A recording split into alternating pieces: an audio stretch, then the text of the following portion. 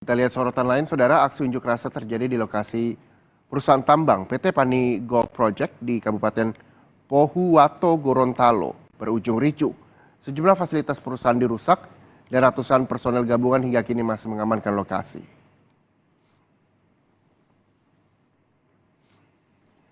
Aksi massa diduga dipicu janji perusahaan untuk pembayaran ganti rugi lahan yang belum direalisasikan.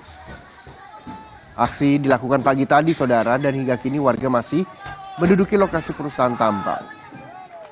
Massa bersikeras, jika ganti rugi lahan belum dibayarkan, mereka akan tetap melakukan penambangan di lokasi PT Pani Prima Gold Project.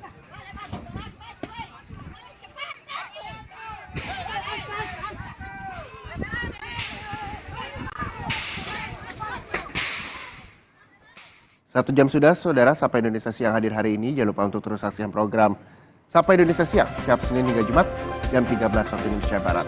Saya sekali lagi juga mengingatkan kepada Anda bahwa pemilu akan kita laksanakan 14 Februari 2024 mendatang.